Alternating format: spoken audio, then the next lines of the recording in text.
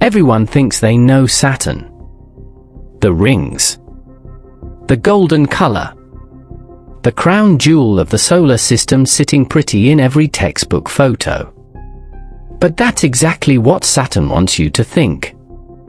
Because behind those beautiful rings is a planet doing things that science still cannot fully explain. A plane that destroyed one of its own moons and wore the pieces like jewelry. A planet with a storm shaped into a perfect hexagon that no laboratory on Earth has ever been able to recreate. A planet whose core burns hotter than the surface of the sun. And a spacecraft that flew straight into it, on purpose, just to send back one last transmission before being crushed into nothing. This is not the Saturn you were taught about. I'm Michael Alex and you are tuning into Vortex. If you want to know what's actually happening in space, the real stories, the ones that don't make the textbooks, subscribe to this channel and hit like so others get the chance to learn what you're about to learn. Now, let's talk about Saturn. Saturn's rings are one of the most recognized images in all of science. But almost nobody knows the real story of how they got there. Here's what actually happened.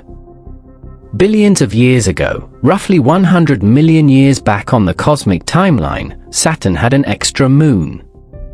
Small by moon standards, about 400 kilometers across, but dense. A compact ball of solid ice locked in orbit around the planet. The problem was its orbit was too close. And over an extraordinarily long stretch of time, Saturn's gravity began doing what Saturn's gravity does, pulling. Slowly. Patiently. Relentlessly. The moon crept closer and closer until it crossed what scientists call the Roche limit. Think of it as an invisible boundary in space, the point where the gravitational pull of the larger body overwhelms the internal gravity holding the smaller one together. The moon didn't just crack. It came completely apart. Roughly 17,000 trillion tons of ice released into Saturn's orbit in a catastrophic disintegration. What followed was almost elegant in its violence. All those fragments began colliding, grinding each other down into smaller and smaller pieces, boulders, chunks, gravel, dust, all spreading outward into a thin disk shaped by the rotational force of the planet itself. But here's the detail that most people skip over. Inside that debris field, some larger chunks survived the destruction. They settled into their own orbits within the disk and began doing something remarkable, circling through the debris, sweeping up particles, carving clean paths through the chaos. Scientists call them shepherd moons. And the lanes they carved through that original disk of destruction are what created the distinct, separated ring structure we recognize today. The rings stretch 280,000 kilometers across, nearly the distance between Earth and the Moon. But their average depth? Just 10 meters. The height of a 3-story building. If you approached Saturn from the side, the rings would practically vanish. Up close though, they reveal mountain ranges of debris with peaks reaching 200 meters high. Waves sculpted by competing gravitational forces. A 3-dimensional world hiding inside what looks like a flat line from a distance. Saturn didn't grow those rings. It built them from the corpse of a moon it destroyed. Here is the uncomfortable truth about Saturn's rings: the same force that created them is quietly taking them apart. Saturn's gravity, which once tore a moon to pieces and scattered the debris into orbit, is now doing the same thing to the rings themselves. Particles are constantly being dragged downward, pulled toward the planet in a slow but relentless process. At the current rate of loss, the rings will be completely gone within a few 100 million years. On a human timescale that sounds like forever. On a cosmic one, it's barely a blink. The shepherd moons are contributing to the destruction as well, but in different ways. Some are large enough to pull in surrounding debris through their own gravity, growing heavier over time as they absorb more material. Others are too small for that but still manage to collect particles simply by running into them, the way a snowball picks up snow rolling downhill. Whatever the moons can't collect, they push. Either downward into Saturn's gravitational pull or outward into open space. But the story doesn't end at the main rings. Saturn has another ring, one that almost nobody talks about because it's nearly invisible. A massive blue halo that wraps around the entire planet far beyond the main ring system. It can only be seen when it catches sunlight at a very specific angle. And unlike the other rings, this one didn't come from a destroyed moon. It's being actively created right now. The source is Enceladus, a moon orbiting just outside the main rings. For a long time, scientists assumed it was simply a frozen ball of ice. Unremarkable. Until NASA's Cassini spacecraft arrived at Saturn in 2004 and picked up something strange. Radio wave readings from Enceladus were inconsistent, irregular in ways that a simple frozen moon shouldn't produce. Controllers steered Cassini closer to investigate. What they saw permanently changed our understanding of where life might exist in the solar system. Massive geysers of water vapor erupting from the moon's south pole. Enceladus, this small, quiet, overlooked moon, was venting liquid water into space. That invisible blue halo surrounding Saturn is a ring made of water, trailing out of a living, active moon.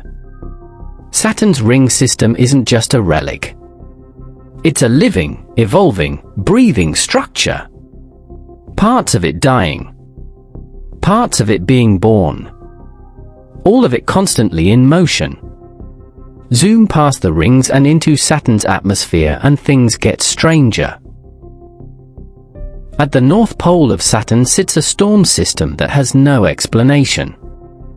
Not a circular storm. Not a spiral. A hexagon.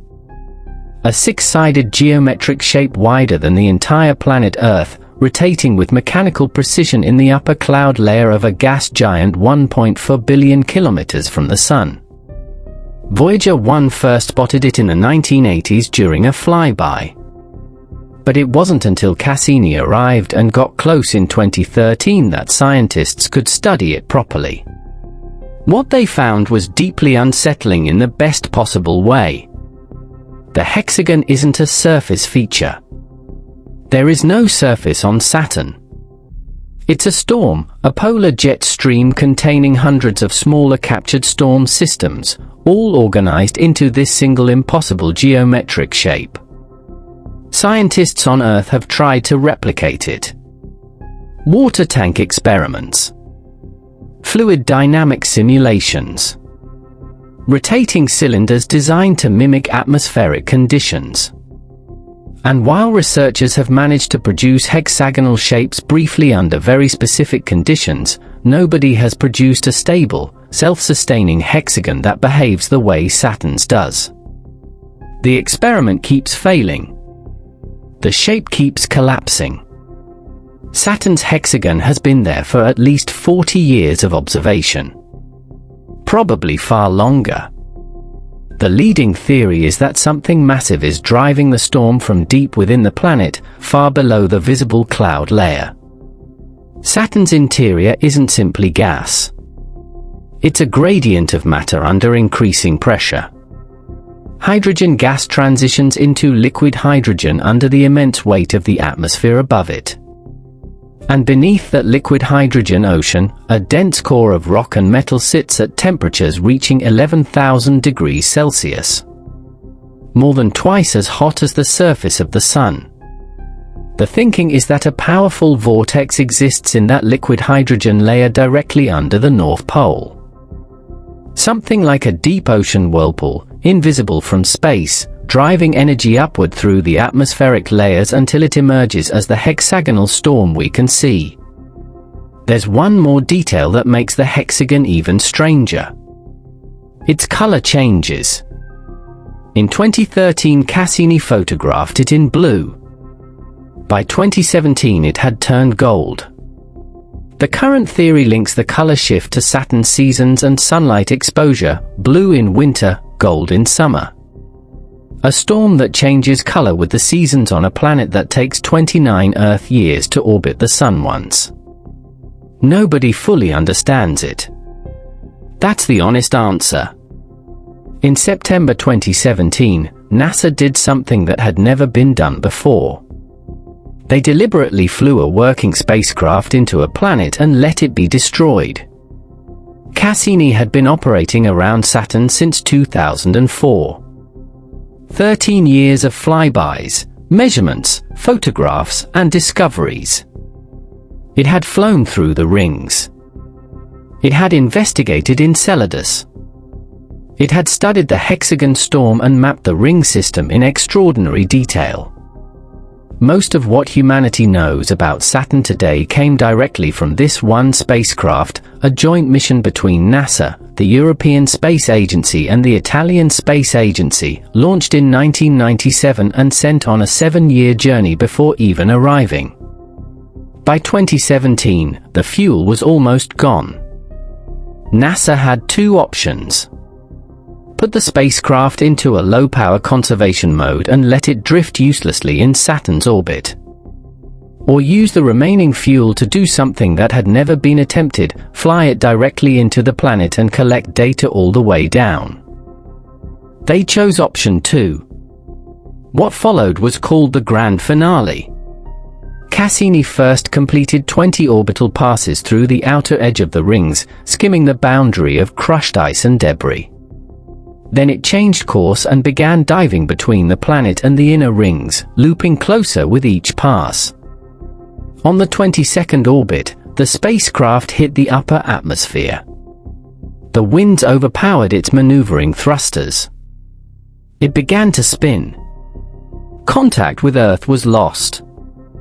And somewhere in the dense lower atmosphere of Saturn, Cassini was torn apart, crushed and absorbed into the planet it had spent 13 years studying. It sent data until the last possible second. There are proposals to return to Saturn at some point later this century. New missions.